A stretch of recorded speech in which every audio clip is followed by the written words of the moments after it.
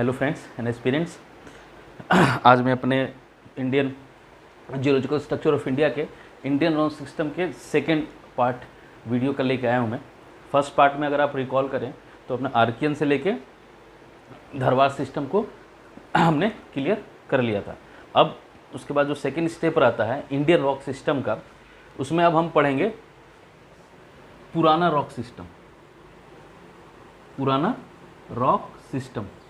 ठीक है, हमने पढ़ा था कि ये सारे प्री कैम्ब्रियन एरा के रॉक सिस्टम थे। तो अब तक हमने 1800 मिलियंस ईयर अगो तक का क्लियर कर लिया था। अब इसके बाद जितने भी रॉक सिस्टम है, जितने भी रॉक्स के स्ट्रेटा हमारे यहाँ बने हैं स्पेशली विद इन इंडिया, उसमें कैम्ब्रियन पीरियड तक, क्योंकि हमें पता है कि जो कैम्ब्रियन एरा है, जो कैम्ब्रियन पीरियड है वो स्टार्ट हुआ था 600 मिलियन ईयर एगो। अब जब हम 600 मिलियन ईयर एगो ये स्टार्ट हुआ था कैम्ब्रियन एरा यहाँ पे, तो 1800 से लेके 600 मिलियन ईयर एगो तक जो भी रॉक सिस्टम इंडिया में डेवलप हुआ है उसको एज ए कंबाइंडली हम पुराना रॉक सिस्टम बोलते हैं, उसको कंबाइंड फॉर्म में बोलते हैं। बट जो ये पुराना रॉक सिस्टम है उसको भी फर्दर क्लासिफाइड किया गया है। ठीक है, जो पुराना रॉक सिस्टम है इसको भी फर्दर क्लासिफाइड कर दिया गया है। वो क्लासिफिकेशन है, एक पहला है कुडप्पा और दूसरा है विंध्यान, दूसरा है विंध्यान, कुडप्पा एंड विंध्यान। इसको रफली 1800 मिलियन ईयर्स एगो से लेके 1320 तक माना गया, इसको 1320 से लेके 600 तक। ये दो रॉक सिस्टम जो है ये कैम्ब्रियन एरा के जस्ट इमीडिएट फॉलो करते हैं कैम्ब्रियन एरा को, ये कैम्ब्रियन पीरियड को, विंध्यान, उसके पहले कुडप्पा। अब अभी तक हमने जो पढ़ा था आर्कियन में और धरवार सिस्टम में, उसमें क्या हुआ था कि आर्कियन जो सिस्टम था हमारा रॉक सिस्टम वो हमारा सबसे पुराना था। ठीक, उसमें सिर्फ ग्रेनाइट और नेसिस थे। उसका फर्दर जब उसका अपर्दन हुआ, जो जब मेटामॉर्फोसाइज हुआ तो उससे हमारा बन गया था धरवार सिस्टम। ठीक, अब जब धरवार रॉक्स को फिर से जब उसका मॉडिफिकेशन हो रहा है, उनमें अपर्दन की क्रियाएं हो रही हैं और सेडिमेंटेशन हो रहा है, तो उससे आगे जाकर डेवलप हुआ वो है कुडप्पा रॉक सिस्टम, और फिर इनके अपर्दन से जो बना वो है विंध्यान रॉक सिस्टम।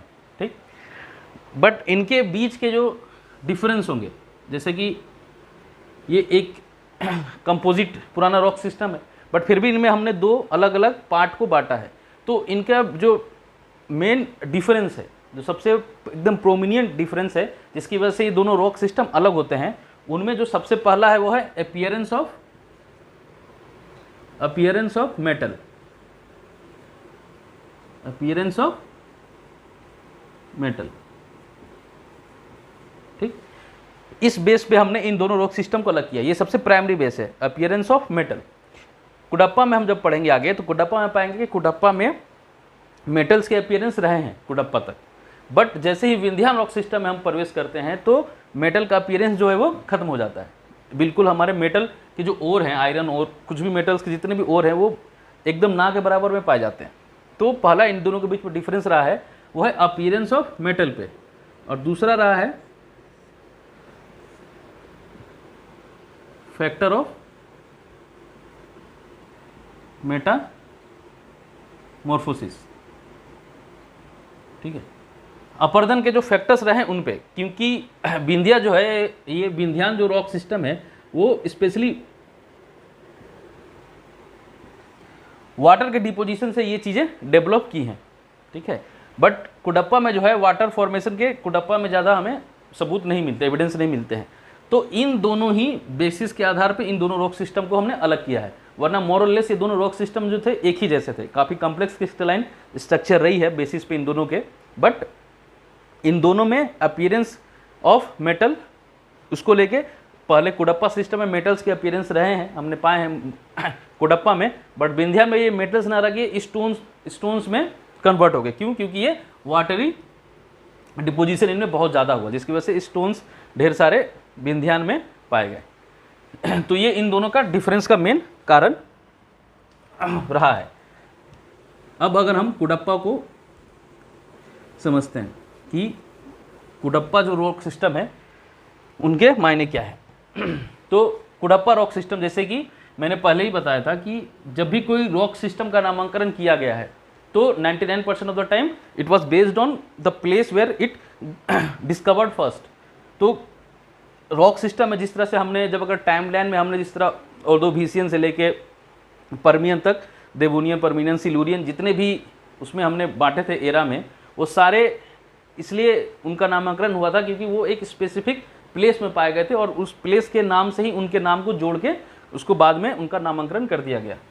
तो कुडप्पा जो है इसका भी नामकरण बिल्कुल ही इसी तरह से ही कुडप्पा का भी नामकरण रहा है।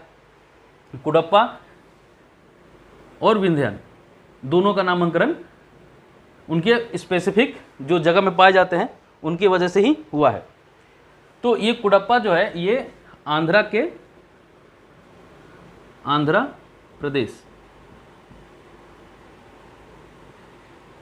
प्रदेश के कुडप्पा डिस्ट्रिक्ट में पाया गया था सबसे फर्स्ट ये स्पेसिफिक फॉर्म ऑफ रॉक। तो इसकी वजह से ही आंध्र प्रदेश के कुडप्पा डिस्ट्रिक्ट में पाया गया था, कुडप्पा डिस्ट्रिक्ट में पाया गया था, जिसकी वजह से इनका नाम पड़ा कुडप्पा रॉक सिस्टम। ठीक है, तो इनके नामांकन का कारण रहा है ये स्पेसिफिक प्लेस जहाँ पे ये पहले पाए गए थे। अब अगर हम इनके विस्तार के बारे में देखें तो इनका विस्तार आप ध्यान रखिएगा, इनके विस्तार का जो सबसे मूल बिंदु रहा है वो हमेशा ही आंध्र प्रदेश का, जैसे अगर ये हम इंडिया के लोअर पार्ट को इस तरह से देखते हैं, अगर हम आंध्रा को यहाँ से इस तरह से पकड़ते हैं, अगर हम इसको आंध्रा पकड़ते हैं तो इनका जो विस्तार रहा है वो हमेशा कोस्टल एरिया के पैरेलली ही रहा है। आंध्र प्रदेश में इनका जो विस्तार रहा है वो हमेशा कोस्टल एरिया के पैरेलल ही रहा है। ठीक है, बाकी अलग अलग जो है वो अलग अलग तरीके से उनका विस्तार हुआ था। बट इनका कुडप्पा रॉक सिस्टम का जो हमारा यहाँ पे ईस्टर्न घाट है, ये जो रनिंग कर रहा है, ये यहाँ से फिर हमारा बे ऑफ बंगाल है, ये जो है प्लेस ये ईस्टर्न घाट है। ठीक, और ईस्टर्न घाट के ये जो प्लेस है यहाँ पे ये रॉक सिस्टम, ये पूरा का पूरा यहाँ से ईस्टर्न घाट हमारा फॉलो करता है। ईस्टर्न घाट जितने भी रॉक्स है, माउंटेन एंड प्लेटूज, और ये जो है कुडप्पा रॉक सिस्टम जो बिल्कुल इसके पैरेलल ही डेवलप हुई थी। इसके अलावा ये तो रहा इसका प्लेस ऑफ फर्स्ट डिस्कवरी। इसके अलावा ये साउथर्न छत्तीसगढ़ में ये चीज़ पाई जाती है काफ़ी ज़्यादा, साउथर्न छत्तीसगढ़। ठीक, साउथर्न छत्तीसगढ़ से एमपी के कुछ साउथर्न पॉइंट को भी ये टच करती है। तो एमपी के साउथर्न पॉइंट को और साउथर्न छत्तीसगढ़ में ही इसका प्रमुख तौर पे इनका विस्तार रहा है कुडप्पा सिस्टम का। अब इनका जैसे कि नामकरण आपने भी समझ लिया, इनका विस्तार भी समझ लिया, ये प्राइमरी रहे हैं। इनके अलावा भी छोटे छोटे तरीके से ये कहीं कहीं पाए गए हैं जो एमसीक्यू में कवर हो जाएंगे, जिसके बारे में। अब अगर हम की स्ट्रक्चर के बारे में बोले कि ये रॉक सिस्टम का स्ट्रक्चर कैसा रहा है, तो इन रॉक सिस्टम में जो सबसे प्रमुख चीज़ें रही हैं वो रहा है लाइमस्टोन, क्वार्ट्ज। ठीक है, लाइमस्टोन और क्वार्ट्ज यही इनके प्राइमरी बेसिस रहे हैं। अब अगर आप इन रॉक सिस्टम के बारे में मान लो अगर डीपली पढ़ते हो तो इसमें देखोगे फर्दर इनके सीरीज के रूप में इनको बांट दिया जाता है। सीरीज इन अ सेंस कि जैसे मैंने बताया था कि आंध्रा के ये जो पूरा ईस्टर्न घाट रनिंग कर रहा है यहाँ पे पैरेलली बना है। अब यहाँ पे पैरेलली बना है तो ये एक डिफिनिट एरिया को इसने कवर किया है। अब मान लो ये एरिया ए, ये बी, ए सी, ये एरिया ए हो गया, ये बी हो गया, ये सी हो गया। तो इसको फर्दर भी क्लासिफाई कर सकते हैं। वो इसका फर्दर क्लासिफिकेशन ऐसा होता है कि जैसे मान लो ये एरिया ए है, तो एरिया ए में जो कुडप्पा रॉक सिस्टम पाई गई है उसमें ये जो बेसिस रहे हैं चीज़ें लाइमस्टोन, क्वार्ट्ज। अब इसमें क्या होगा कि जो सबसे नीचे वाला जो फेज होगा, जो सबसे नीचे जो बिल्कुल बेस कॉम्प्लेक्स होगा, वो तो आर्कियन रॉक्स के होंगे। ठीक है, यहाँ पे आर्कियन रॉक्स में कुछ भी ग्रेनाइट हो सकता है, स्लेट्स हो सकते हैं। अब इसके बाद जो इनके परत बनेगी इन चीज़ों की, तो उसमें मान लो सबसे पहला जो परत बना वो लाइमस्टोन का बन गया, उसके ऊपर जो परत बना वो क्वार्ट्ज का बन गया, फिर उसके ऊपर जो परत बना वो लाइमस्टोन का बन गया, या फिर कोई सैंडस्टोन या रेडस्टोन का बन गया। तो इस तरह जो अलग अलग परतें ही बनेंगी उसके आधार पर इसको फर्दर भी हर रॉक सिस्टम को फर्दर भी क्लासीफाई किया गया है। बट वो हमारे WPCS के उससे पॉइंट ऑफ व्यू से उतना ज़्यादा इंपॉर्टेंट नहीं है। बट अगर फर्दर इस चीज़ को जानना हो, मान लो आप किसी बुक से पढ़ रहे हो तो उसमें इसको फर्दर क्लासीफाई फिर से कर देंगे, तो उसका फर्दर जो क्लासिफिकेशन होगा वो इन्हीं आधार पे होगा कि किस स्ट्राटा में कौन सा स्टोन जो है वो लाई करता है। ठीक है, तो ये तो रहा हमारा कुडप्पा रॉक सिस्टम। अब जैसे मैंने पहले बताया था कि इसमें भी मेटल्स के अपीयरेंसेस रहे हैं। अब दूसरा जो आता है इसके बाद जो फर्दर पुराना रॉक सिस्टम को फर्दर जो एक्सटेंड कर रहा है वो है विंध्यान।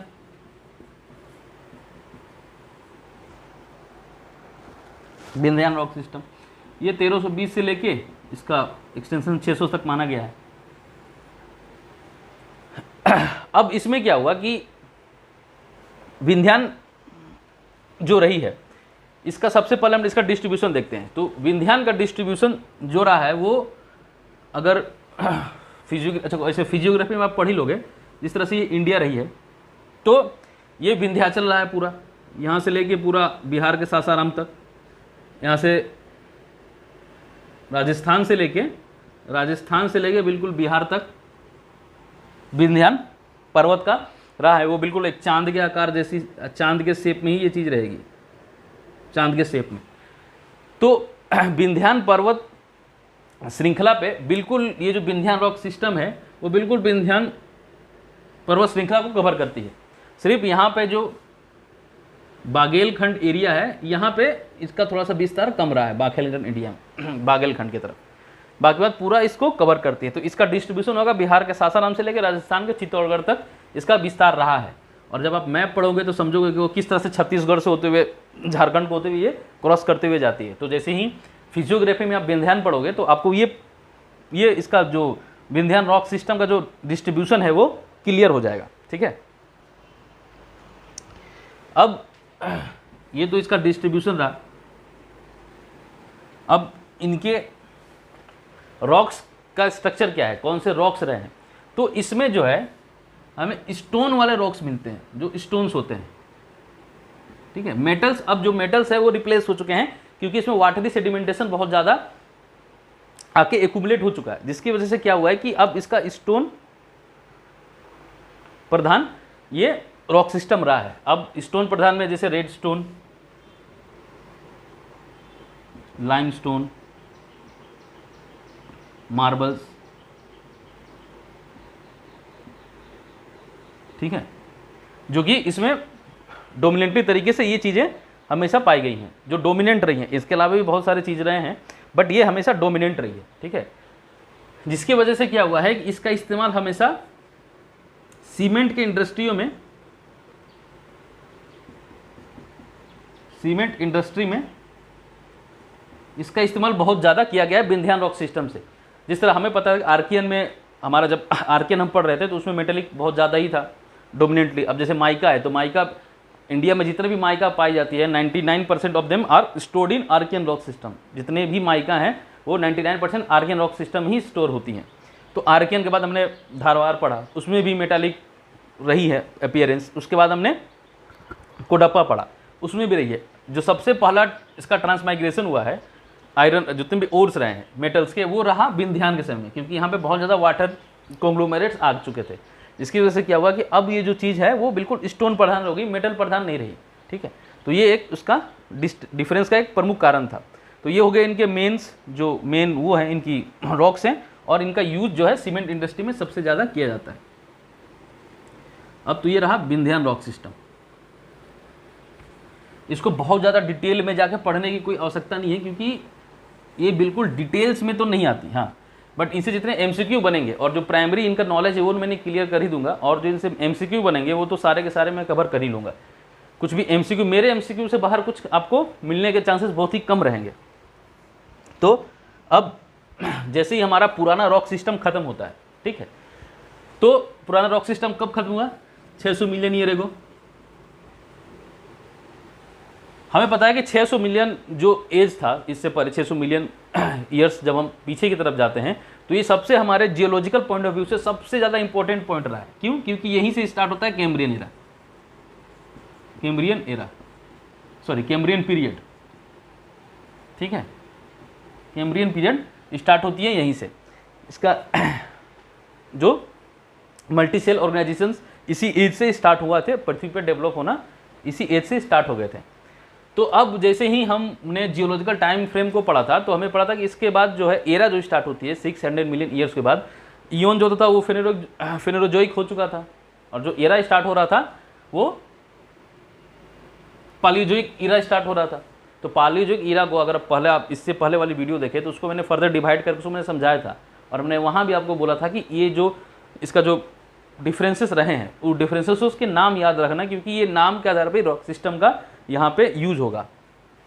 तो अब जैसे कि ये स्टार्ट होता था पालियोजोइक, अगर हम ईरा को पकड़े तो सबसे पहले स्टार्ट होता कैम्ब्रियन पीरियड से, कैम्ब्रियन पीरियड से, उसके बाद आया ऑर्डोविशियन, उसके बाद सिल्यूरियन, उसके बाद डेवोनियन।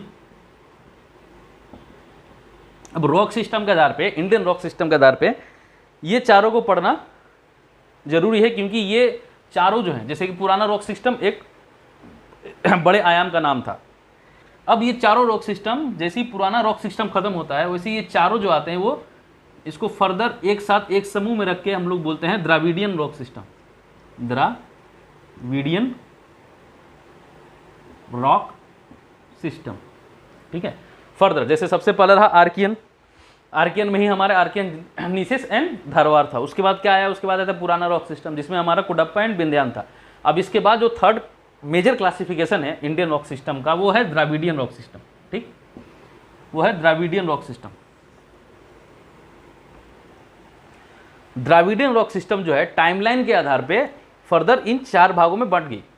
ठीक है, एक Cambrian period, Ordovician, Silurian and Devonian तक, ये रही द्राविडियन रॉक सिस्टम। ठीक, जो थर्ड सबसे मेजर क्लासिफिकेशन रहा है इंडियन रॉक सिस्टम का, थर्ड में रहा है द्राविडियन रॉक सिस्टम। ठीक है, जिसके अंदर फर्दर हम इन टाइम फ्रेम के आधार पे ही इस रॉक सिस्टम को समझेंगे। अब देखिए, जैसे ही कैम्ब्रियन पीरियड आता है तो कैम्ब्रियन पीरियड आने के बाद क्या होता है, हमारे यहाँ मल्टी सेल ऑर्गेनाइजेशन डेवलप होते हैं धरती पे, जिसकी वजह से क्या हुआ है कि ये जितने भी द्राविडियन रॉक सिस्टम में रहे हैं एक्सेप्ट डेवोनियन, फॉसिल्स की उत्पत्ति स्टार्ट हो गई है। ठीक है, फॉसिल्स जो है इनमें मिलना स्टार्ट हो चुका था। इससे पहले कैम्ब्रियन पीरियड से पहले जितने भी रॉक सिस्टम थे, आर्कियन हो, कुडप्पा हो, धारवाड़ हो, कुछ भी हो, उसमें क्या था, फॉसिल्स नहीं मिलते थे। ठीक है, बट जैसे ही द्राविडियन रॉक सिस्टम के क्लासिफिकेशन हम पढ़ना स्टार्ट करेंगे, क्योंकि कैम्ब्रियन पीरियड से ये स्टार्ट होती है 600 मिलियन ईयर्स एगो से, तो उसके बाद क्या हुआ, जो सबसे मेजर डिफरेंस रहा, जो सबसे मेजर चेंजेस आए वो ये आया कि फॉसिल्स की अपीयरेंस स्टार्ट हो गए हमारे रॉक्स में। ठीक है, एक लेयर, 2 लेयर, 3 लेयर, इस तरह से लेयर्स मिलते गए फॉसिल्स के। तो द्राविडियन रॉक सिस्टम से ही फॉसिल्स मिलना स्टार्ट हो गए थे हमारे रॉक सिस्टम में। ठीक, अब हम देखते हैं कि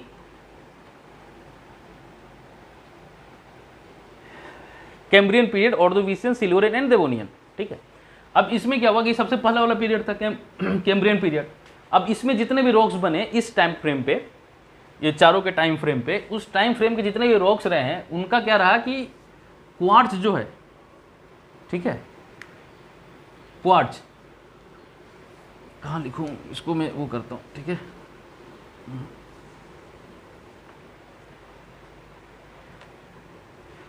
जो ये रहा बेस कॉम्प्लेक्स, बेस कॉम्प्लेक्स। ठीक है, उसके बाद जो रहा है क्वार्ट्ज का लेयर रही है, उसके ऊपर, क्वार्ट्ज के ऊपर आपको मिला सेल्स और लाइमस्टोन। ठीक है, ये इनका स्ट्रक्चर रहा है मूलभूत इन चारों में। ठीक है, और उसके बाद अब इनके बीच में कोई फॉसिल्स का आ गया, मान लो फॉसिल्स में उस समय जितने वर्गों के फॉसिल्स जीव आए थे उनका एक लेयर हो, 2 लेयर हो, 3 लेयर हो, इस तरह से लेयर्स थे। तो इस तरह, बट बेसिक जो इनका जो सबसे प्रोमिनेंट फीचर था वो ये था कि क्वार्ट्ज रहेगा नीचे एंड सेल्स एंड लाइमस्टोन रहेंगे उसके ऊपर। ये प्राइमरी रहा है इन चारों रॉक सिस्टम का ढांचा। अब क्या हुआ कि अब ये टाइम फ्रेम है कि कैम्ब्रियन 600 मिलियन ईयर्स अगो से लेकर, मान लो कि ये इसको 100 ईयर्स अगो तक रहा, ये 100 करके। तो अब इसके ऊपर सबसे पहले जो ये फॉर्म बनी, सबसे पहला जो वो बनेगा वो कैम्ब्रियन हो गया। अब उसके बाद जब टाइम फ्रेम के बाद जब नेक्स्ट एरा स्टार्ट हुआ ऑर्डोविशियन, तो उस एरा में इसके ऊपर फिर से एक लेयर बन गई। ठीक, तो वो ऑर्डोविशियन लेयर हो गई। ऑर्डोविशियन रॉक की एक लेयर होगी, ठीक। फिर इसके ऊपर सिल्यूरियन आ गया, ठीक, इसके ऊपर, फिर उसके ऊपर देवोनियन आ गया, ठीक है। ये इसलिए इस तरह से समझना जरूरी है क्योंकि इनका जो डिस्ट्रीब्यूशन रहा है हमारे इंडिया में, ठीक, वो डिस्ट्रीब्यूशन जो रहा है वो एक्स्ट्रा पेनिनसुलर एरिया में रहा है। तो एक्स्ट्रा पेनिनसुलर एरिया में इनका डिस्ट्रीब्यूशन जो है एक्स्ट्रा पेनिनसुलर रीजन में रहा है, ठीक है, एक्स्ट्रा पेनिनसुलर रीजन। तो एक्स्ट्रा पेनिनसुलर रीजन हम किसको बोलते हैं? जब मैं फिजियोग्राफी पढ़ाऊंगा तो क्लियर हो जाएगा। एक्स्ट्रा पेनिनसुलर रीजन जो होता है, जो हिमालय का पूरा रेंज है हमारा, हिमालयन का रेंज, ठीक, हिमालयन रेंज, हिमालयन रेंज जो रही है हमारी, वही इसको उसी को हम बोलते हैं एक्स्ट्रा पेनिनसुलर रीजन, ठीक है।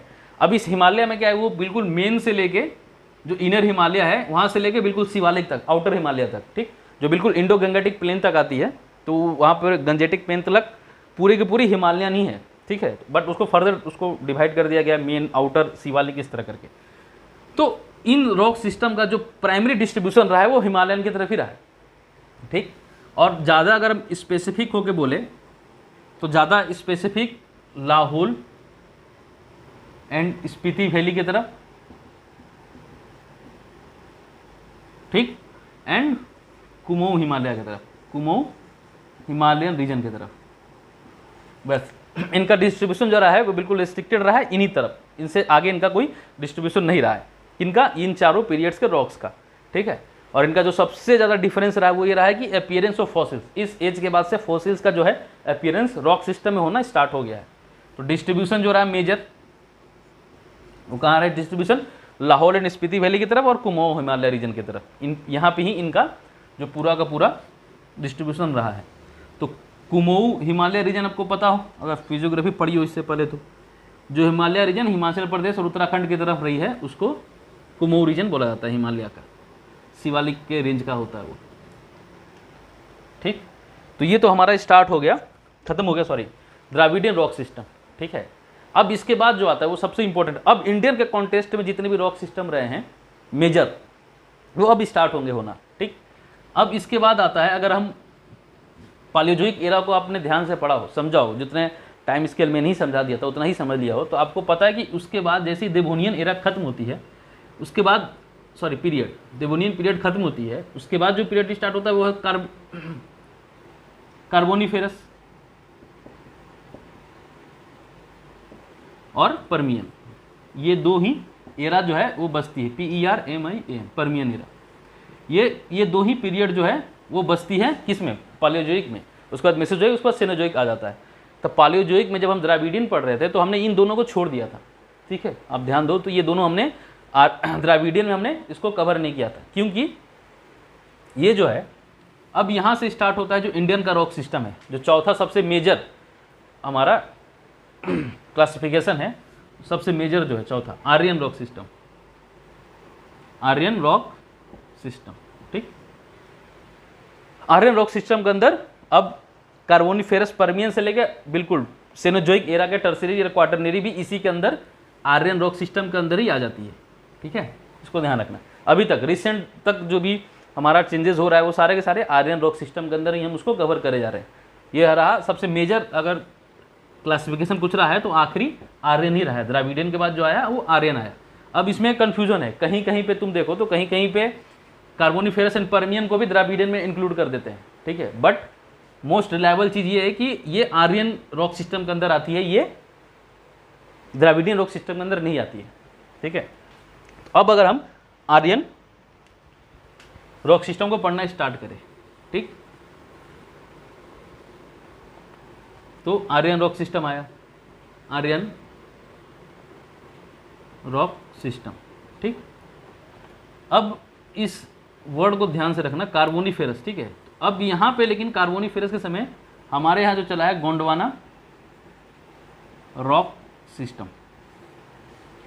कार्बोनिफेरस एंड पर्मियन को इंडियन पॉइंट ऑफ व्यू से, क्योंकि गोंडवाना में, मध्य प्रदेश के गोंडवाना के वहाँ पे ये सबसे पहले ये रॉक सिस्टम पाई गई थी, जिसकी वजह से इसका नाम ही पड़ गया। या फिर कहीं कहीं यहाँ पे प्रजाति का नाम भी लिखते हैं, ट्राइब के नाम पर भी, गोंड ट्राइब के नाम पर भी इनका नाम पड़ा, बट ज़्यादा मोस्ट रिलायबल वही है लैंड के नाम पे, क्योंकि पिछले और आगे जितने भी रॉक सिस्टम है उनमें हम यही पाते हैं कि जहाँ पे वो पाए जाते हैं उस जगह के आधार पर ही उनका नामांकन होता है, ठीक है।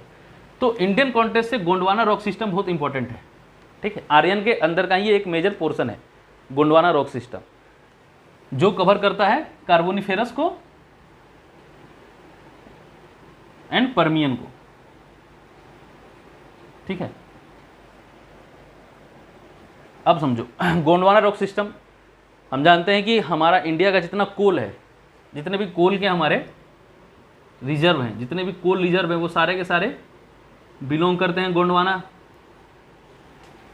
गोंडवाना ब्लॉक को, ठीक है। तो अब यहाँ पे कोल फॉर्मेशन स्टार्ट होता है। कार्बोनिफेरस जो पीरियड है उसका सबसे प्राइमरी नाम ही पड़ा है कार्बोनो, उसका नाम ही पड़ा है क्योंकि ये coal manufacturing all around the world, यहाँ पे अब कोल का बनना स्टार्ट हो गया था, ठीक है, जिसकी वजह से इसका नाम ही पड़ा था Carboniferous. But Indian point of view से इसको हमने इन दोनों के एक साथ मर्ज करके उसको गोंडवाना रॉक सिस्टम या Gondwana time frame, Gondwana block के अंदर हमने इसको ले लिया है, कार्बोनिफेरस को एंड पर्मियन को, ठीक है। तो इंडिया के जितने भी कोल रिजर्व रहे हैं वो इसी टाइम फ्रेम में रहे हैं। अब कार्बोनिफेरस को थोड़ा सा हम एक्सप्लेन करते हैं जिससे आप समझ पाएँ कि क्यों ऐसा हुआ कार्बोनिफेरस को, ठीक। कार्बोनिफेरस पीरियड में जितने भी वाटर थे वो उनका लेवल जो है नीचे की तरफ घट चुका था, ठीक है। तो अब मान लो जिस तरह की मैंने पहले ही मैप में समझाया था, इस तरह के एक बहुत बड़ा सुपर कॉन्टिनेंट था। अब यहाँ पे जो है सीज की तरफ से थे। अब क्या हुआ, जब ये सीज जो है नीचे की तरफ घसकने लगी तो यहाँ पर जो लैंड है वो निकल के बाहर आने लगी यहाँ से यहाँ तक, जिसकी वजह से क्या हुआ कि जब पानी का स्तर जब नीचे की तरफ जाता है तो कुछ सबमर्ज होकर कुछ धरती ऊपर आती है। तो उन धरतियों में क्या हुआ कि पानी इनलैंड वाटर जो है फंसने लगे, जिससे लगून, झील, इस तरह की चीज़ें डेवलप, इनलैंड वाटर के जो रिजर्व्स है वो डेवलप होने लगते हैं, ठीक है। तो इन इनलैंड वाटर रिजर्व में क्या हुआ कि वहाँ के भी अपने एक फौना थी, उसमें भी कुछ जीव जंतु रहते थे। वो जीव जंतु उसके अंदर ट्रैप हुए। और जो दूसरी सबसे मेजर इसमें वो रही कि टी बार्क,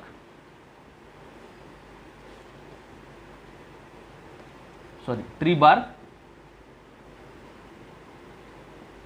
और वुड टिश्यू,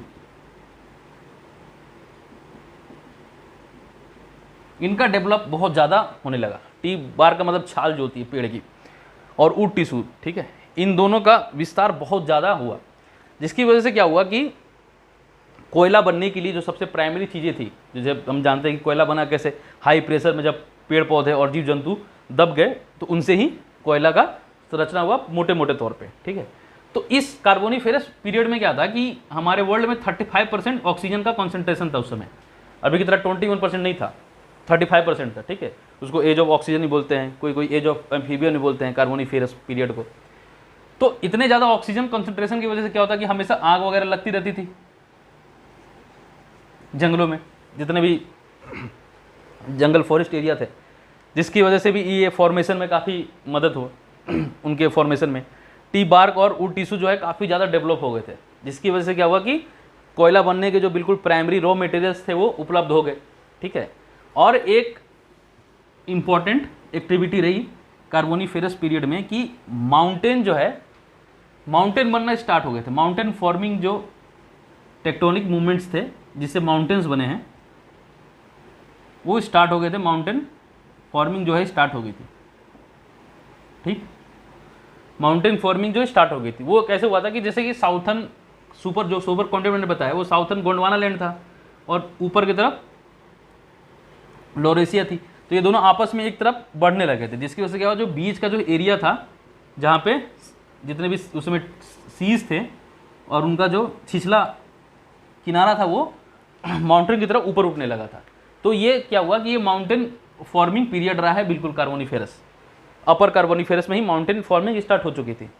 अब इसके बाद क्या हुआ कि जैसे ही माउंटेन बना, ठीक है, तो बारिश की वजह से ये माउंटेन जो है ये इसमें बहुत ज़्यादा अपर्दन होने लगा। माउंटेन के वो बिल्कुल अपर्दन होकर नीचे आके सारी चीज़ नीचे आके जमने लगे, ठीक है। तो माउंटेन के ऊपर के सारे पेड़ पौधे जितने भी फौना थी सारे आके उनके अवशेष जो है आके नीचे जमने लगे, ठीक, जिसकी वजह से कोयला निर्माण में बहुत ज़्यादा सहायता हुई। अच्छा, जैसे ही मान लो कि कोई जीव जंतु हो उस समय के जितने भी रहे हों और जितने भी पेड़ पौधे रहे हों, उनके जमने से तो कोयला बना। बट इसमें एक और भी जो बायोलॉजिकली इंपॉर्टेंट चीज़ है वो ये है कि जितने भी डिकम्पोजिंग एजेंट है, जितने भी मान लो बैक्टीरियाज वगैरह हैं, ठीक है, जो जो चीज़ें मर जाती हैं उसको डिकम्पोज कर देते हैं, ठीक है। जैसे हमें पता है कि बहुत सारे डिकम्पोजिंग एजेंट होते हैं जो कि हम जो भी कोई मर गया उसको बैक्टीरियाज होते हैं जो उनको खा के अपना कार्बन डाइऑक्साइड को रिलीज कर देते हैं। तो वो क्या होता है कि वो डिकम्पोजिंग एजेंट होते हैं। But at the time Carboniferous period के समय क्या था कि जितने भी उस समय के जितने बैक्टीरियाज वगैरह थे, फंगी बैक्टीरिया जितने भी थे, उन्होंने डिकम्पोजिंग के लिए जितने इंजाइम्स होने चाहिए, क्योंकि डिकम्पोजिंग कैसे होती है, हमारे यहाँ पे खाना कैसे पड़ता है, इंजाइम की वजह से। हमें पता है कि जैसे ही लार से खाना अंदर जाने लगा तो टाइलिन वगैरह यहीं पे मिल जाता है उन्हें, तो जिसकी वजह से क्या होता है, इंजाइम्स की वजह से डाइजेशन होता है। तो डिकम्पोजिंग एजेंट जितने थे उनको स्पेसिफिक इंजाइम चाहिए थे डिकम्पोज करने के लिए उन अवशेषों को। बट उस समय के जितने भी डिकम्पोजिंग एजेंट रहे हैं कार्बोनिफेरस पीरियड के, ठीक है, उन्होंने अभी तक वो सारे इंजाइम जो डिकम्पोजिंग एजेंट हैं उनको डेवलप नहीं किया था, ठीक है, जिसकी वजह से उस पीरियड में जितने भी चीज़ें मरी, जितने भी चीज़ें का नाश हुआ, वो सीधे एजिटिस तो नहीं बोल सकते, बट उनका काफ़ी ज़्यादा हिस्सा जो है वो बच गया। और वही सारी हिस्सा बाद में जो जितने भी मूवमेंट रहे हैं, जितने प्रेशर्स वगैरह अलग इंग्रेडिएंट रहे हैं, उनके प्रभाव में आके वो सारे के सारे कोयला बन गए, ठीक है। तो ये कार्बोनिफेरस पीरियड का ये कुछ कुछ महत्वपूर्ण चीज़ें रही हैं जिसकी वजह से कोल फॉर्मेशन कार्बोनिफेरस पीरियड में बहुत ज़्यादा रहा है और पर्मियन तक आते आते भी ये चीज़ कंटिन्यू होती ही रही है, ठीक है। तो इससे क्या हुआ, इस कोल बिल्कुल जिस तरह से कोल बायोलॉजिकल तरीके से जो चीज़ें मुहैया हो गई कोल बनाने के लिए, इससे उस समय के रॉक सिस्टम में क्या पाया गया, उस समय के रॉक सिस्टम में कोल बना बहुत ज़्यादा।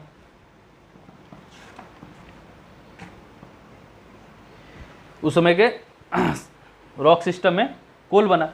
अब उनका जो स्टार्टर रहा वो मान लो जैसे कि स्ट्रक्चर जो गोंडवाना रॉक सिस्टम का रहा है वो बेस कॉम्प्लेक्स, उसके ऊपर मान लो क्वार्ट्ज रहा, लाइमस्टोन या सैंडस्टोन, उसके ऊपर एक जो है कोल बेड भी आ गई उसी पे, ठीक है, एक कोल बेड भी इसी में ही आ गई। एक स्टार्टर जो है ये कोल की बन गई क्योंकि यहाँ पे जो फोर्सेस जमे हुए थे वो प्रेशर के थ्रू इसमें इनका ट्रांसफॉर्मेशन हो गया, ठीक है।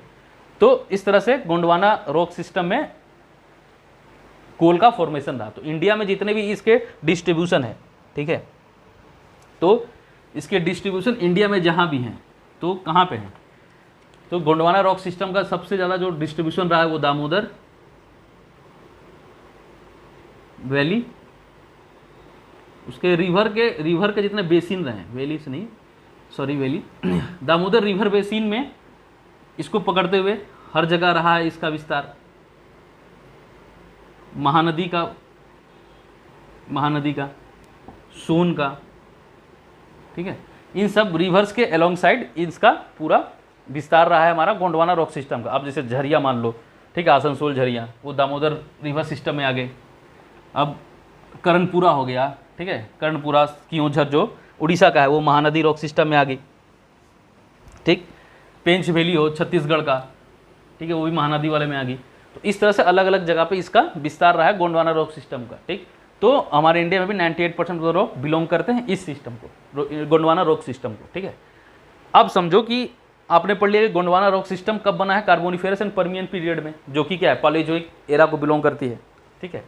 अब जैसे मान लो जैसे हमारे यहाँ क्वेश्चन पूछते हैं, अब मैं क्वेश्चन के पॉइंट ऑफ व्यू से समझा रहा हूँ कि ये क्यों जरूरी है इस तरह से पढ़ना। अब मान लो आपसे पूछ दिया गया कि दामोदर रिवर बेसिन, ठीक है, एंड हिमालयन या फिर करेवा फॉर्मेशन इन कश्मीर, इनमें से ओल्ड कौन है। क्वेश्चन कुछ भी हो सकता है, ठीक है, मैं एक कॉन्टेक्स्ट से समझा रहा हूँ। तो आपको पता है कि गोंडवाना रिवर बेसिन जो है जहाँ पर जितने रॉक्स ये हमारे कोल पाए जाते हैं वो किस समय किस पीरियड का है, कार्बोनिफेरस पीरियड का है, जो कि पैलेओजोइक एरा को बिलोंग करती है। और जो हिमालय या करेवा फॉर्मेशन कब रहा है वो टर्शियरी एज में रहा है, सेनोजोइक एरा में, टर्शियरी पीरियड का। तो इन दोनों में सबसे ओल्डेस्ट स्ट्रक्चर कौन सी रही है हमारी, दामोदर रिवर बेसिन जो कोयला के उसको बिलोंग करती है, ठीक। तो इस तरह से क्वेश्चंस आते हैं और इस तरह से डिटेल में पीरियोडिकली पढ़ना इसको ज़रूरी है क्योंकि अगर आप पीरियोडिकली नहीं पढ़ोगे तो उसका आंसर जो है आप नहीं कर पाओगे, या फिर बिल्कुल आपको चीज़ें क्लियर नहीं रहेंगी। आप 1 2 3 4 जगह पढ़ लो और पढ़ के कंठस्थ कर लो, बट जो पूरा का पूरा इंडिया का फॉर्मेशन है, क्योंकि क्वेश्चन में कभी कभी चेंजेस कर देते हैं, वो चीज़ एज इट इज़ ना पूछ के आपने पढ़ लिया कि हाँ भाई डक्कन ट्रैप कब बना, ठीक है, बट उस चीज़ को डक्कन ट्रैप की तरफ आंसर ना दे के, क्वेश्चंस ना दे के, कुछ उसको कुछ घुमा के अगर पूछ दे, तो उस समय आपको ये जानना बहुत ज़रूरी है कि ये किस पीरियड को बिलोंग करता है, या फिर इस जगह पे कौन सी रॉक सिस्टम का फॉर्मेशन रहा है, उससे आप पीरियड को टैली कर पाओगे। ठीक है, तो ये तो रहा गोंडवाना रॉक सिस्टम, ठीक, जो कि हमारे आर्यन रॉक सिस्टम को बिलोंग करता था। ठीक है, तो सारे कोल गोंडवाना में बने। ठीक, अब हमें पता है कि जियोलॉजिकल टाइम स्केल में क्या हुआ। अब इसके बाद पैलेयोजोइक एरा खत्म हो गई, अब चालू हुआ मेसोजोइक एरा। ठीक है, अब स्टार्ट हुई मेसोजोइक एरा। तो जब हम पढ़े थे मेसोजोइक एरा को, तो हमें पता था कि इसको कैसा हमने डिवाइड किया था। पहले ट्रियासिक था, उसके बाद जुरासिक, उसके बाद क्रेटासियस। ठीक, तो इंडियन रॉक सिस्टम में भी इसी तरह से चीज़ों का डेवलपमेंट हुआ। अब देखो कि जैसे ही कार्बोनिफेरस एंड पर्मियन पीरियड खत्म हुआ है, ठीक है, तो कार्बोनिफेरस एंड पर्मियन पीरियड के खत्म होते ही पूरा का पूरा आइस एज की तरह बिल्कुल ग्लेशिएशन हो गया था सुपर कॉन्टिनेंट में, नॉर्थन के कुछ जगहों को छोड़ के। ठीक, तो इन ग्लेशिएशन की वजह से क्या हुआ कि बर्फ जम गई पूरी की पूरी। जो सुपर कॉन्टिनेंट उस समय था उसमें क्या हुआ कि बर्फ जम गई साउथर्न पॉइंट की तरफ, जहाँ पे गोंडवाना लैंड पूरा पड़ता था, तो वहाँ पे बर्फ का जमाव हो गया था काफ़ी ज़्यादा कार्बोनिफेरस पीरियड के बाद। ठीक है, अब क्या हुआ कि जैसे ही, अब मैंने आपको बताया था उस समय कि जब कोई बिल्कुल एरा चेंज होता है, क्योंकि ये पालियोजोइक था यहाँ पे, तो पालियोजोइक से जैसे ही मेसोजोइक एरा में आएगा तो क्या होगा, ये जो डिमार्केशन बनेगा वो किस लिए बनेगा, क्योंकि यहाँ पे एक्सटिंक्शन इवेंट हुआ, एक्सटिंक्शन इवेंट होगा, जिससे क्या होगा कि सारी जीव जंतु, बहुत सारी चीज़ें वहाँ पे मर जाएंगी और बिल्कुल एक नए पृथ्वी का स्टार्ट होगा। ठीक, तो ये एक्सटिंक्शन इवेंट हुआ। ठीक है, तो ये एक्सटिंक्शन इवेंट इस समय का वो ग्लेशिएशन की वजह से हुआ था। तो अब जैसे फिर पृथ्वी बैलेंस होने लगी, जैसे ये पीरियड का ट्रांसफॉर्मेशन हो गया मेसोजोइक में, और जैसे ये ट्रियासिक पीरियड स्टार्ट हुआ, तो क्या हुआ कि ट्रियासिक पीरियड के स्टार्ट होने की वजह से वो जो बर्फ थी वो गलने लगी, जो कार्बोनिफेरस पीरियड में जमी थी, उसके बाद जितना भी ग्लेशिएशन हुआ था। अब जैसे ही ये चीज़ें गलने लगी तो क्या होगा, सबसे पहले क्या होगा कि वाटर लेवल बढ़ जाएगा। ठीक, बर्फ के गलने की वजह से वाटर लेवल बढ़ गया, तो ट्रियासिक पीरियड में क्या हुआ कि वाटर लेवल बढ़ गया। ठीक है, तो वाटर लेवल बढ़ने की वजह से क्या हुआ कि ये जितने रॉक सिस्टम रहे हैं ट्रियासिक के, इसमें कि मेराइन डिपोजिट पाए जाने स्टार्ट हो गए। ठीक है, जितने भी मेराइन डिपोजिट्स होते हैं वो अब यहाँ पे पाए जाने स्टार्ट हो गए हमारे रॉक सिस्टम में। ठीक है, ट्रियासिक के समय में। तो वाटर लेवल का राइज होने की वजह से चीज़ हुई, क्योंकि जितने भी वाटर जब रिसीड किया था तो जहाँ जहाँ पे चीज़ें निकल के ऊपर आ गई थी, अब वाटर लेवल के बढ़ने से वो चीज़ें फिर से सबमर्ज हो गई। तो अब मेराइन डिपोजिट आना स्टार्ट हो गया। और इन रॉक सिस्टम में जो सबसे इंपॉर्टेंट चीज़ रही है वो ये रही है कि जैसे हमने उस समय का पढ़ा था, इससे पहले जो हमारा पीरियड रहा था द्राविडियन में, द्राविडियन हमने क्या पढ़ा था कि क्वार्ट्ज नीचे रहेगी और लाइमस्टोन और सैंडस्टोन, रेडस्टोन जितने भी रहेंगे वो ऊपर की तरफ रहेंगे। बट इस रॉक सिस्टम में क्या हुआ कि नीचे की तरफ लाइमस्टोन जो स्ट्रक्चर है, लाइमस्टोन नीचे की तरफ आ चुका था। ठीक, और क्वार्ट्ज जो है, क्वार्ट्ज हो गया, सेल्स हो गया, जो भी है, ठीक है, क्वार्ट्ज, सेल्स, ये सब ऊपर की तरफ आ गए थे। तो बिल्कुल जो रॉक का स्ट्रक्चर था वो चेंज हो चुका था, लाइमस्टोन नीचे की तरफ, क्वार्ट्ज ऊपर की तरफ। ठीक, और इसके बीच में जो भी स्ट्रेटा इनके बीच में बना है या फिर इनके ऊपर भी, वो उसमें मेराइन डिपोजिट्स भी आना स्टार्ट हो गए थे। ठीक, जिसकी वजह से ये फॉर्म ऑफ जो स्ट्रक्चर बना वो ट्रियासिक लेवल को बिलोंग करता है, ट्रियासिक रॉक सिस्टम को बिलोंग करता है। और ये रॉक सिस्टम का जो डिस्ट्रीब्यूशन रहा है इंडिया में वो साउथ कश्मीर की तरफ रहा है, साउथ कश्मीर। ठीक है, अब पीर पंजल वैली की तरफ, पीर पंजल की तरफ भी इसका ट्रियासिक का, ठीक, ट्रियासिक का डिस्ट्रीब्यूशन जो है इस तरफ ही रहा है। और रॉक स्ट्रक्चर मैंने तो समझा ही दिया था आपको। तो ट्रियासिक और जुरासिक दोनों के रॉक सिस्टम एक ही जैसे रहे, क्वार्ट्ज नीचे की तरफ और सेल्स, लाइमस्टोन, रेडस्टोन जितने भी रहे, या फिर कोरल बीड्स जो है वो ऊपर की तरफ आ गए। तो ये रहा ट्रियासिक, ठीक। इसका डिस्ट्रीब्यूशन साउथर्न कश्मीर और पीर पंजल की तरफ रहा। इसके बाद आता है जुरासिक। जुरासिक में भी रॉक स्ट्रक्चर सेम रहा, ठीक, रॉक स्ट्रक्चर सेम रहा जुरासिक में, बट इसका जो डिस्ट्रीब्यूशन है, जो मेन चेंजेस रहे हैं वो डिस्ट्रीब्यूशन की वजह से रहे। तो इसका डिस्ट्रीब्यूशन जो है वो सौराष्ट्र एंड कच्छ रीजन की तरफ आ गया था, ठीक है। सौराष्ट्र और कच्छ रीजन कहाँ पे है, वो गुजरात, जो इस तरह से गुजरात का जो वो है पोर्शन है, ये काठियावाड़ रीजन है, इसको सौराष्ट्र भी बोलते हैं, ठीक है। यही रीजन है सौराष्ट्र या फिर काठियावाड़। और यहाँ पे कच्छ, यहाँ पे कच्छ है, लिटिल कच्छ, ये पूरा मेजर कच्छ और ये लिटिल कच्छ।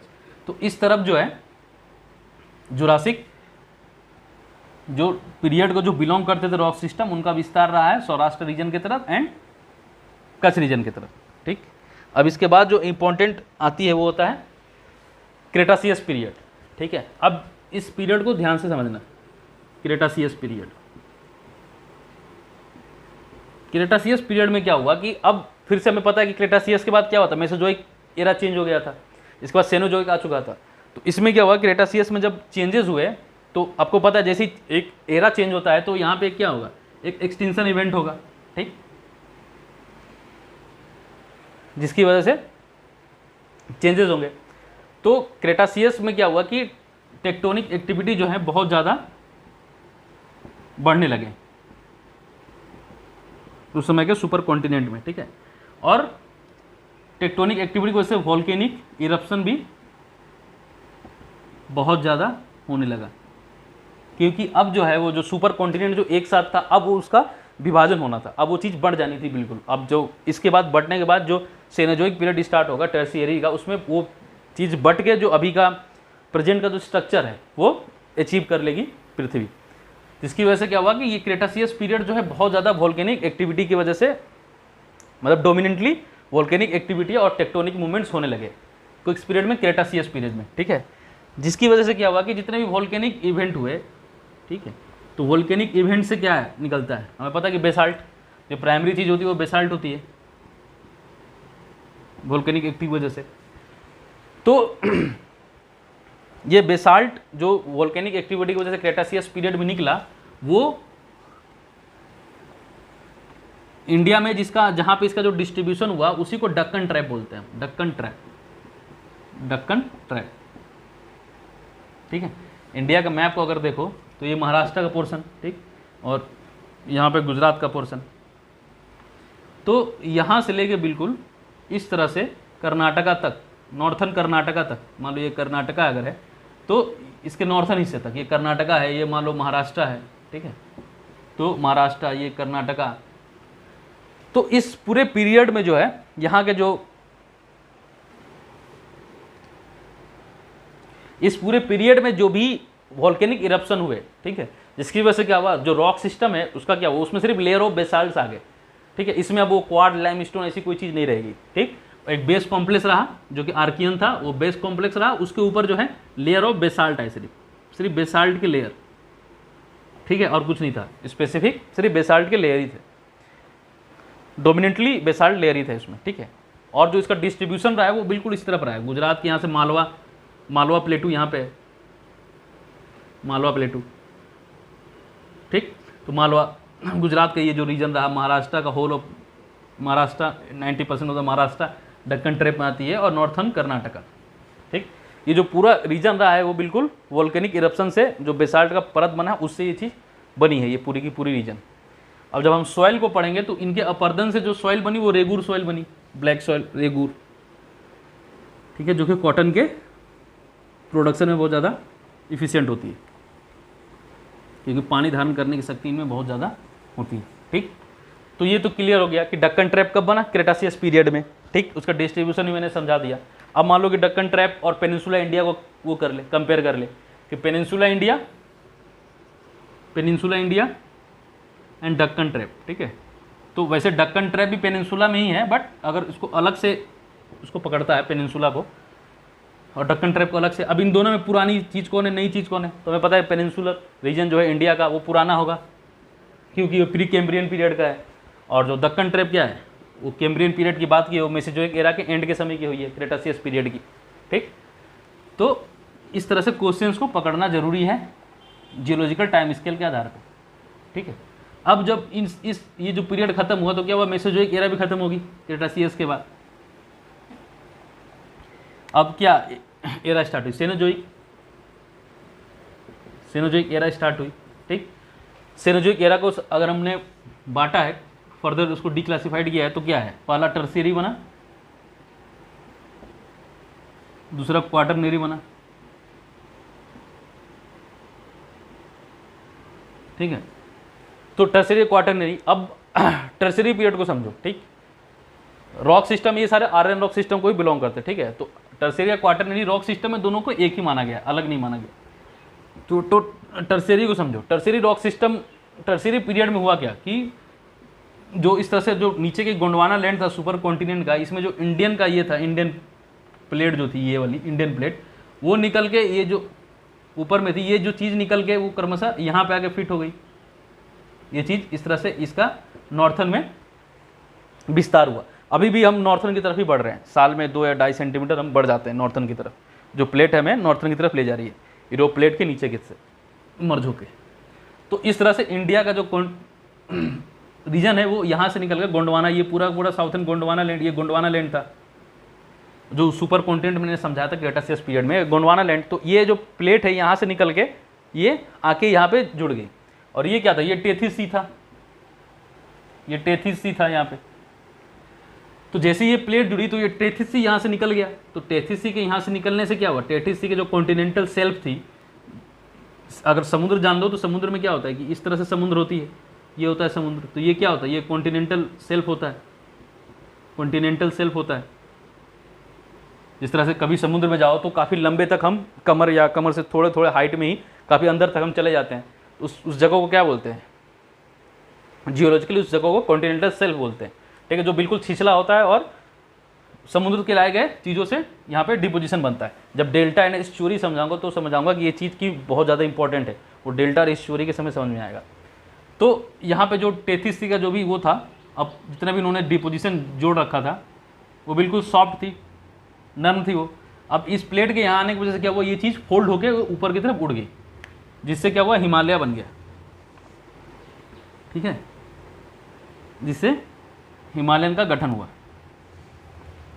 ठीक, तो टर्शियरी पीरियड में हिमालय का गठन हुआ सबसे पहले। उसके बाद जितनी जब हिमालय रेंज बन गई तो हम जस्ट अगर फिजिकल डिवीजन को समझो तो ये पेनिनसुला रहा यहाँ तक। ठीक है, इसके बाद यहाँ से लेके इस तरह से इंडो गेंजेटिक प्लेन हो गई, ये वाली इंडो गेंजेटिक प्लेन, ये पेनिनसुला, और ये एक्स्ट्रा पेनिनसुला जो कश्मीर का रीजन है। ठीक है, तो यहाँ की जो चीज़ें बनी, ठीक, यहाँ पे क्या, ये बिल्कुल अलुवियल, जो अलुवियल मिट्टी होती है बिल्कुल यहाँ पे पाई जाती है, बिल्कुल नॉर्थ ईस्ट तक चली जाती है, यहाँ से लेके नॉर्थ ईस्ट तक जाके चली जाती है ये चीज़ें। तो ये चीज़ें, और यहाँ पे एक्स्ट्रा पेनिनसुलर रीजन में जो फर्दर रॉक सिस्टम में कवर नहीं हुई है, क्योंकि हमें पता है कि जो कैम्ब्रियन पीरियड के जो रॉक सिस्टम रहे हैं, कैम्ब्रियन के, ऑर्डोविशियन के, सिल्यूरियन के और देवोनियन के, उनका भी विस्तार एक्स्ट्रा पेनिनसुलर रीजन में रहा है, बट स्पेसिफिक जगह में रहा है, उसके अलावा उनका विस्तार कहीं और नहीं पाया गया। ठीक है, बट टर्शियरी और क्वाटरनरी में क्या रहा, यहाँ पे जितने भी चीज़ें बनी इस दोनों रीजन में, Indo Gangetic and extra peninsular reason में, ठीक, वो सारे की सारी टर्शियरी एंड क्वाटरनरी को बिलोंग करती है। ठीक है, अब इस पे जब मैं क्वेश्चंस कराऊंगा एमसीक्यू तो ज़्यादा डोमिनेंट तरीके से वो चीज़ क्लियर हो जाएगी। ठीक, बट बाय मैप मैंने काफ़ी हद तक समझा ही दिया था। तो ये रहा बिल्कुल हमारा rock system, Aryan rock system से ये चीज़ अभी तक जो चली आ रही है। ठीक, तो चारों के चारों रॉक सिस्टम को मैंने समझा दिया, बिल्कुल क्लियर हो गया होगा होप आप लोग को अभी तक। ठीक है,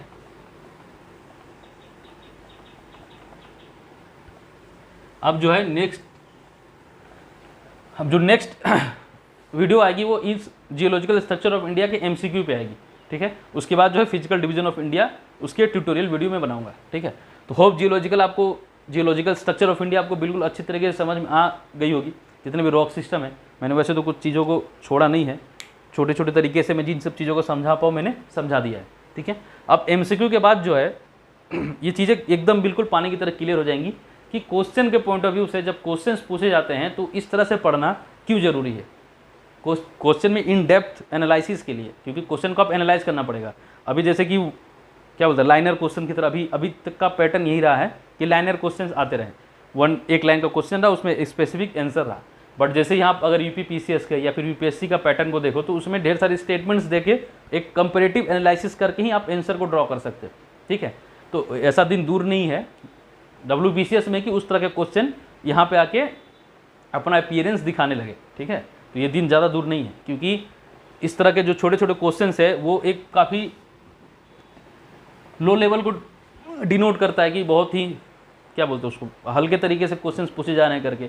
बट धीरे धीरे क्या होता है कि डब्ल्यूबीसीएस भी एक स्टैंडर्ड चीज़ की तरफ बढ़ रहा है, एक स्टैंडर्ड एग्जाम की तरफ, एक स्टैंडर्ड पैटर्न की तरफ बढ़ रहा है।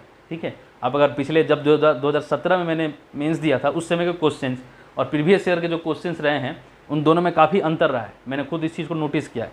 ठीक है, अब मुझे लगता है कि जो सब्सिक्वेंटली जितने भी एग्जाम्स होंगे मेंस के 2021 का हो, 22 का हो, 23 का हो, इसमें क्या होगा कि क्वेश्चन के स्टैंडर्ड को बढ़ा दिया जाएगा। ठीक है, वो सेम उसको बिलोंग नहीं करेंगे कि आपसे एक नॉर्मल सा चीज़ पूछ लेगा कि हिमालय कब बना था, इस तरह से बहुत बिल्कुल छोटे छोटे क्वेश्चन ऐसे अब नहीं पूछे जाएंगे। ठीक है, और अगर क्वेश्चंस का स्टैंडर्ड बढ़ा दिया जाता है और जिस तरह से हमारे यहाँ का कट ऑफ है उसके आधार पे आप अगर इन डेप्थ पढ़ाई नहीं करोगे तो बहुत ज़्यादा मुश्किल हो जाएगा सर्वाइव करना इस कंपटीशन को। ठीक है, होप आपको ये समझ में आई हो।